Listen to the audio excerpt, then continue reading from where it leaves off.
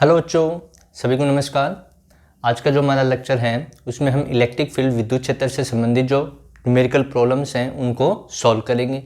Last lecture में हमने विद्युत क्षेत्र के बारे में बताया और बिंदु आवेश के कारण एक विद्युत क्षेत्र कैसे होता है, क्या उसकी वैल्यू होती है, उसको हमने डिफाइन किया था।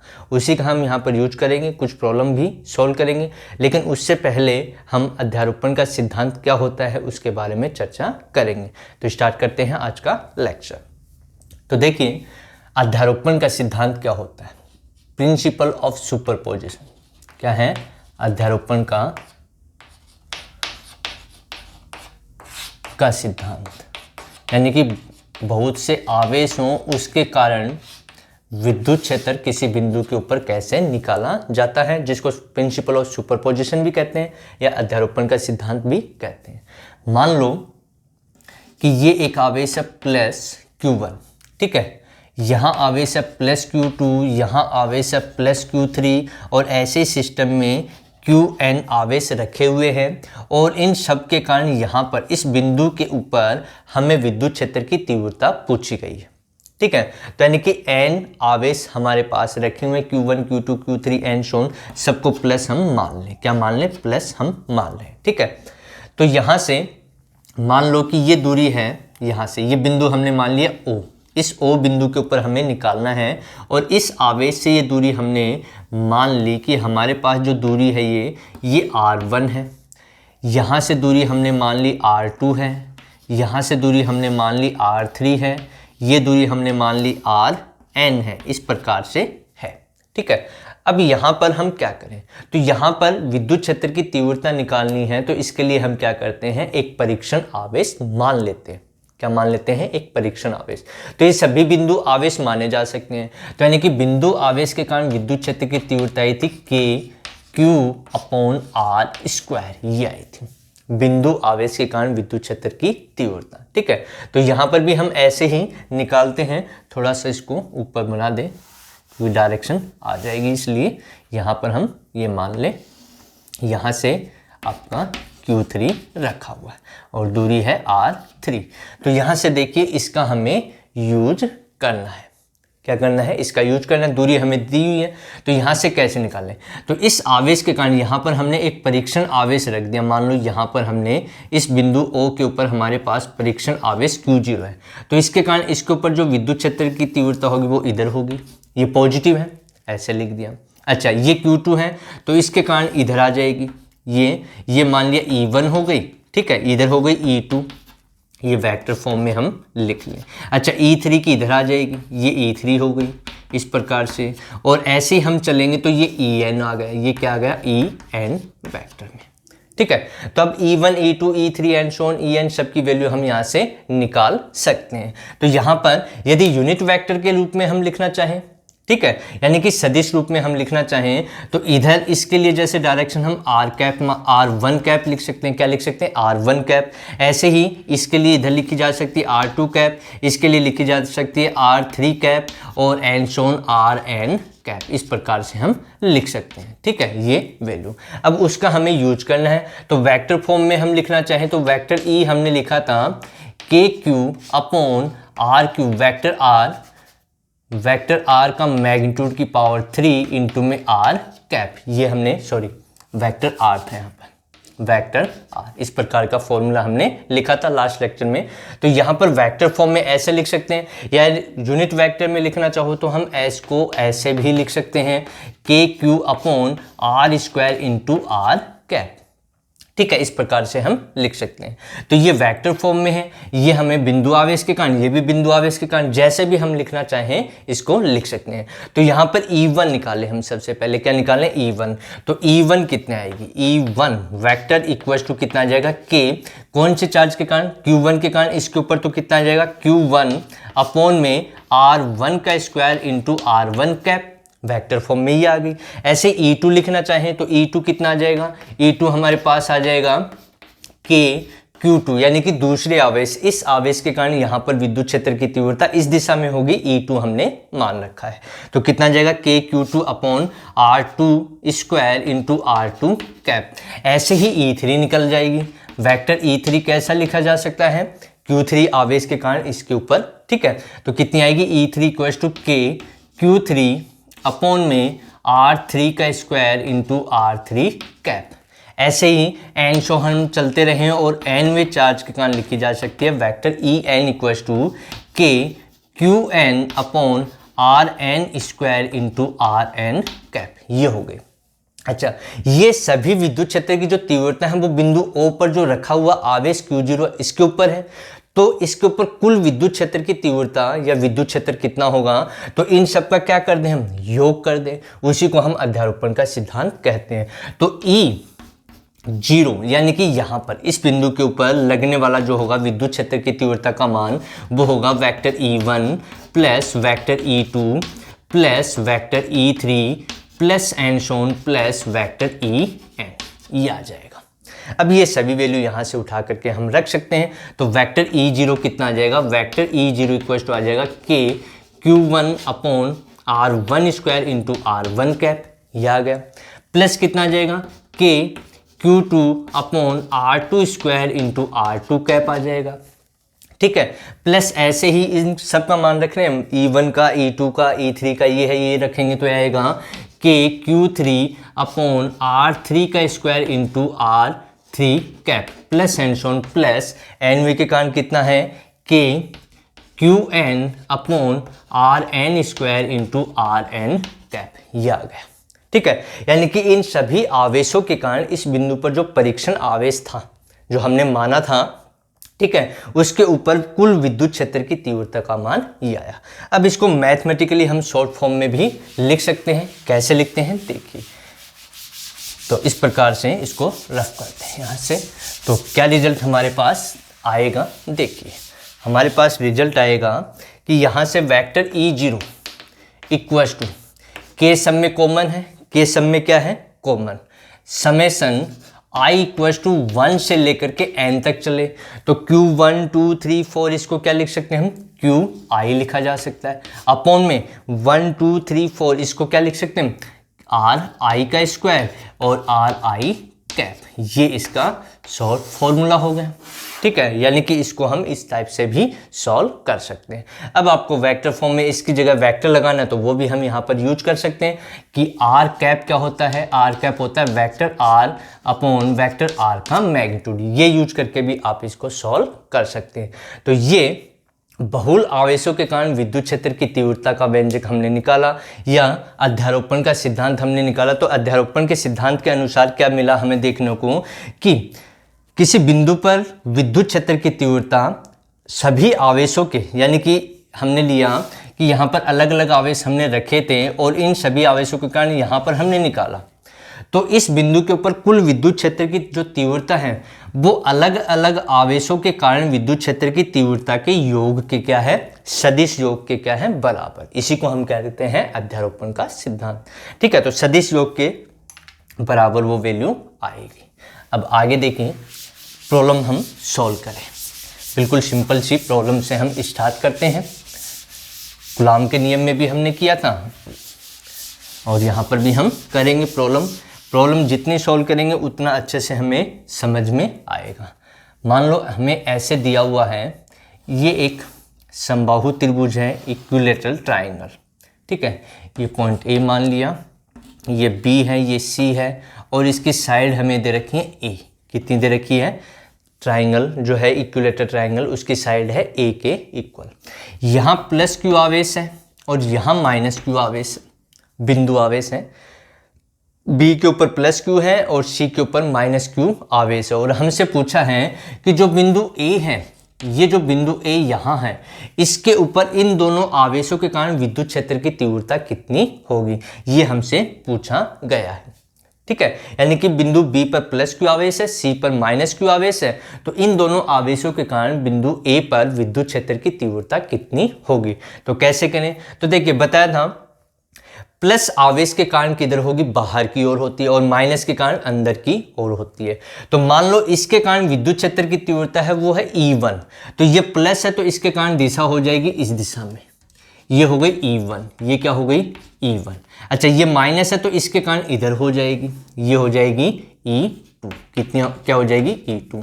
अब हमें एक इधर है एक इधर है, तो इन दोनों का रिजल्टेंट इधर कहीं आएगा, यानी कि रिजल्टेंट तो इधर मिलेगी हमें। इन दोनों के बीच में कोण कितना आ गया, 120 डिग्री हो गया। कितना हो गया, 120 डिग्री के इक्वल हो गया। ठीक है, ये 60 ये 60 ये 60, तो ये एंगल कितना होगा, 120 के इक्वल, यानी कि इसके और इसके बीच में जो एंगल बनेगा वो कितने डिग्री का, 120 डिग्री का। तो जो रिजल्टेंट है वो इधर आएगी, यानी कि BC के पैरेलल, इसके पैरेलल ही तो है, लेकिन वैल्यू कितनी आएगी E की, E नेट जो हमसे पूछा जा रहा है। तो E1 और E2 का मान हम निकालें, तो E1 का मान निकालेंगे तो E1 कितना आएगा, पहले फॉर्मूला लिख देता हूं। बिंदु आवेश के कारण विद्युत क्षेत्र जो होता है, विद्युत क्षेत्र की जो तीव्रता है वो है KQ/R²। इस सूत्र का हमें यूज करना है, बिल्कुल सिंपल सा फॉर्मूला। तो क्या आएगा देखिए, यहां पर इसके कारण हमने E1 मानी है, तो E1 कितना आएगा, E1 इक्वल टू आएगा K आवेश है Q अपॉन में दूरी कितनी यहां से यहां तक की A है, तो A का स्क्वायर, ये हो गया। ठीक है, अच्छा इसके कारण यहां पर निकालनी है, उसको हमने E2 लिख रखा है। कितना लिख रखा है, E2। तो E2 कितना हो जाएगा, E2 हमारे पास आ जाएगा K Q और दूरी है A, तो A का स्क्वायर, ये हो गया। ठीक है, ये E1 है, ये E2। अब इन दोनों का परिणामी पूछा है, तो परिणामी कितना होगा, E इक्वल टू अंडर समांतर चतुर्भुज नियम से E1 square plus E2 square plus twice E1 E2 cos theta, ये फॉर्मूला हो जाएगा। ठीक है, अब देखिए E1 E2 दोनों यहां से देखें हम, तो E1 का मान किसके बराबर है, E1 का मान E2 के बराबर है।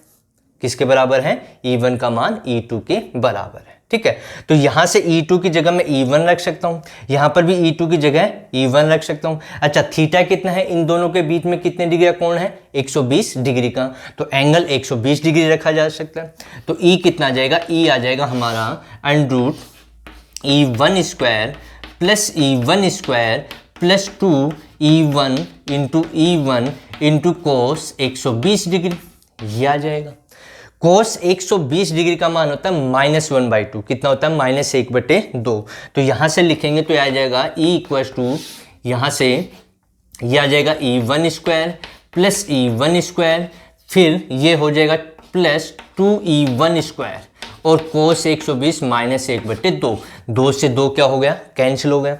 ये यहाँ मल्टीपल करेंगे तो माइनस का आ जाएगा, क्या आ जाएगा, माइनस का। तो E इक्वल टू कितना आएगा, under E1 square plus E1 square minus E1 square. देखिए ये यहाँ करेंगे तो E1 स्क्वायर बच रहा है, प्लस का क्या हो गया, माइनस हो गया। तो ये इससे कैंसिल हो गया, तो E इक्वल टू कितना आ गया, E1 के इक्वल। और E1 कितना हमारे पास, यहाँ से देखिए ये है KQ/R, सॉरी A है ना, तो A का स्क्वायर।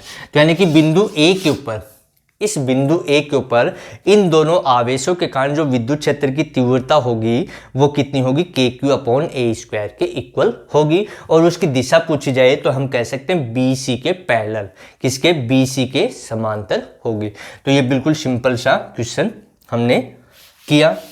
अब देखिए और क्वेश्चन क्या पूछ सकता है हमसे।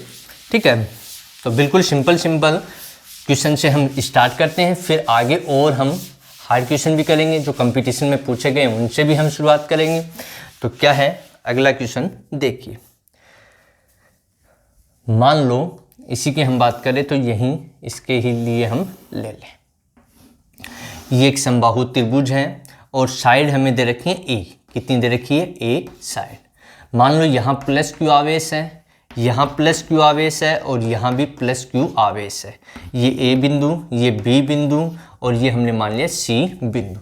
अच्छा यहाँ इसके केंद्र में जो समबाहु त्रिभुज है उसके केंद्र में यहाँ पर मूल बिंदु के ऊपर यहाँ पर हमें इन तीनों आवेशों के कारण विद्युत क्षेत्र की तीव्रता का मान पूछा गया। तो याद कीजिए कूलॉम बल हमने पढ़ा था और उसमें पढ़ा था कि जब समबाहु त्रिभुज के तीनों कोनों के ऊपर समान प्रकृति के आवेश रखे हुए हैं, परिमाण में भी बराबर हों, तो बीच में लगने वाला कुल बल कितना होता है, तो वहां पर हमने प्रूफ किया था 0 के इक्वल। तो यहां पर क्या इलेक्ट्रिक फील्ड भी 0 होगी, हम प्रूफ करते हैं, क्या आएगा देखते हैं। तो यहां से ये डिस्टेंस हमें चाहिए, ये वाली डिस्टेंस, ये टोटल एंगल कितना है 60 डिग्री, तो ये एंगल कितना होगा 30 डिग्री के इक्वल। अच्छा ये हमने एक परपेंडिकुलर ले लिया, यहाँ से यहाँ तक की दूरी इसको D नाम हमने दे दिया। ये टोटल दूरी कितनी है A, तो ये दूरी हो गई A/2, ठीक है, ये ओ नाम दे दिया हमने, ठीक है। तो ओ ए की दूरी हमें निकालनी, क्या निकालनी है, ओ ए। तो इसमें हम लिख सकते हैं कोस थीटा, इस त्रिभुज में कोस थीटा, ये हमने त्रिभुज लिया। तो कोस थीटा क्या होता है, आधार बटे क्या होता है, बेस अपॉन आधार बटे कर्ण, ठीक है। तो यहाँ पर आधार कितना है, आधार है ए डी, कितना है ए डी, और कर्ण कितना है ओ ए, ओ ए। तो यहाँ से हमें पूछा गया है किसका मान, ओ ए का मान, किसका मान पूछा है, ओ ए का। तो इधर गुणा कर दें तो ओ ए इक्वल टू आ जाएगा हमारे पास A D upon cos theta. अच्छा, थीटा कितना हमारे पास 30 डिग्री है, ये थीटा 30 डिग्री है, और ए डी का मान कितना है, ए अपॉन 2। तो कितना जाएगा, ओ ए का मान आ गया हमारे पास ए अपॉन में 2 अपॉन कोस 30 डिग्री, और कोस 30 डिग्री की वैल्यू होती है √3/2। तो ओ ए इक्वल टू आ गया ए अपॉन 2 अपॉन में √3 अपॉन में 2 से 2 कैंसिल, तो ओ ए इक्वल टू कितना आ गया हमारे पास, ये आ गया ए अपॉन √3 इसके इक्वल। अच्छा, ये भी दूरी ओ ए हमें मिल गई, तो ये दूरी भी कितनी होगी, इसके इक्वल हो जाएगी, यानी कि ये ओ बी के इक्वल, और यही किसके इक्वल है, ओ सी के इक्वल, ये दूरी। तो तीनों दूरी क्या हो गई, बराबर, यानी कि ओ ए मैं यहाँ लिख देता हूँ, ओ ए बराबर ओ बी बराबर ओ सी, कितना है ए अपॉन में √3, इसका हमें यूज होगा। तो ये दूरी हमने यहाँ से निकाल ली। अब आगे क्या है, आगे हम बिल्कुल सॉल्व करेंगे इसको। कैसे करते हैं देखिए, तो सिंपल तरीके से इसको आसानी से हम करते हैं। तो यहाँ पर हमें विद्युत क्षेत्र पता है बिंदु आवेश के कारण KQ/R², ये सूत्र होता है विद्युत क्षेत्र की जो तीव्रता है बिंदु आवेश के कारण ये होती है, इसका हम यूज करें। तो देखो, सबसे पहले इसके कारण निकाल लें, ये प्लस है, यहाँ पर एक परीक्षण आवेश हम मान लें, क्या मान लें, परीक्षण आवेश यहाँ पर मान ले, ठीक है। तो उसके कारण जो प्लस के कारण किधर बताई थी, बाहर, तो इसके कारण ये हो गई, इसको हमने लिख दिया E1, और इसके कारण इधर हो जाएगी क्योंकि ये भी प्लस है, तो इसके कारण ये हो गई, ये हमने लिख दिया E2। अच्छा, ये प्लस है तो इसके कारण इधर हो जाएगी, इसको हमने लिख दिया E3, ठीक है। इस आवेश के कारण E1, इस आवेश के कारण E2 और इसके कारण E3, तीनों प्लस हैं, तो तीनों की दिशा बाहर की ओर हमने शो कर दी।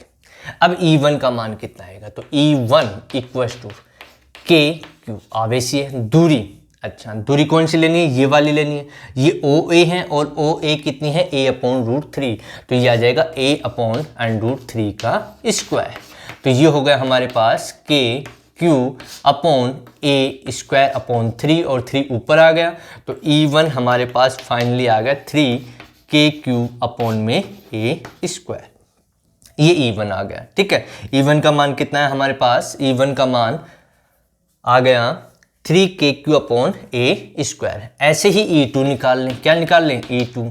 तो देखिए, ये दूरी समान है, ठीक है, OB की दूरी वो रही, आवेश भी समान है, तो E2 भी कितना आ जाएगा, E2 भी आ जाएगा KQ 3KQ अपॉन में A², इसके बराबर आ जाएगा।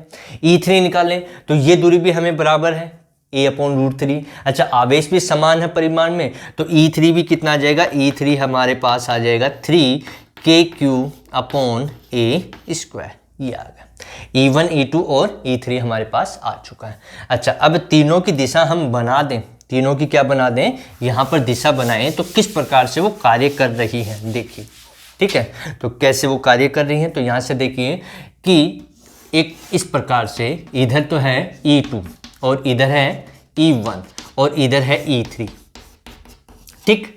ये एंगल हमें पता है टोटल 60, ये एंगल और ये एंगल हम बताएं तो ये एंगल कितना होगा, 120 डिग्री के इक्वल, इसके और इसके बीच में, यानी कि ये एंगल कितने डिग्री का है, 120 डिग्री का है। कितने डिग्री का है, 120 डिग्री का। देखिए, ये 30 है, ये 30 है, तो ये 60 हो गया, तो ये कितना होगा, 120 का। तो इसके सामने ये भी कितना हो जाएगा, 120 का, तो इन दोनों के बीच में 120, तो इन दोनों का रिजल्टेंट इधर आएगा समांतर चतुर्भुज नियम से। तो कितना आएगा देखिए, यहाँ से निकाल लें, E1 और E2 का रिजल्टेंट मान लो E' आया, तो E' क्या लिखा जा सकता है, E1² plus E2² plus twice E1 E2 कोस एंगल कितना है, 120 डिग्री, ये लिख दिया। अब देखिए, E1 और E2 क्या है, इक्वल है, E1 ये रहा और E2 दोनों इक्वल हैं, तो यहाँ से E' लिखा जा सकता है √E1² प्लस ये स्क्वायर आएगा E1 square plus 2E1 square और -1/2 कोस 120 डिग्री का मान -1/2। ये कैंसिल, ये माइनस आ जाएगा, ये इससे कैंसिल हो जाएगा फिर। तो यानी कि ई डैश कितना आ गया, E1 के इक्वल आ गया। यानी कि ई डैश आ गया हमारा 3KQ/A²। तो यानी कि इधर जो हमने निकाला ई डैश वो कितना है हमारे पास, ये आया, और इसके वीपी दिशा में E3 है। तो अब जो डायग्राम बना वो इस प्रकार से बना कि इधर तो ई डैश आ गया, इन दोनों का परिणाम, ठीक है, रिजल्टेंट, और इधर E3 है, इधर E3 क्यूब कर दिया E3। तो इन दोनों का रिजल्ट कितना होगा, इन दोनों का रिजल्ट हम निकालें तो कितना आएगा। तो दोनों की दिशा क्या है, एक दूसरे के विपरीत है, दोनों की दिशा विपरीत है। तो ई नेट कितना आ जाएगा, कौन से पॉइंट पर, ओ पॉइंट जो हमने लिया था। तो ई नेट लिखा जा सकता है E3 माइनस ई डैश। अच्छा, E3 का मान कितना है, E3 का मान ये रहा 3KQ/A², फिर माइनस ई डैश का मान भी यही आया, ई डैश का मान देखिए कितना है 3KQ/A²। तो 3KQ/A², तो दोनों कैंसिल हो गए, तो रिजल्ट कितना है 0। यानी कि यदि समान प्रकृति के आवेश हैं यहाँ पर, उनका परिमाण समान है, तो बीच में हमें विद्युत क्षेत्र की तीव्रता पूछी जाए तो कितनी होगी, 0। और यही हमने कूलाम के नियम में भी पढ़ा था कि यहाँ पर समान आवेश रखे हों, परिमाण समान हो, और केंद्र में कूलाम बल कितना होगा, वो 0 के इक्वल। तो सेम वैसे ही है, क्यों, क्योंकि देखिए E बराबर क्या होता है, F/Q 0।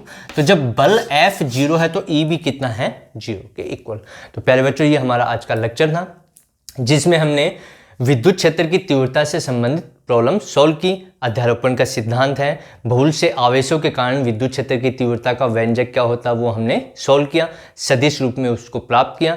अगले लेक्चर में हम और प्रॉब्लम सॉल्व करेंगे, किससे रिलेटेड, विद्युत क्षेत्र की तीव्रता से संबंधित प्रॉब्लम्स। तो तब तक सभी पढ़ते रहें।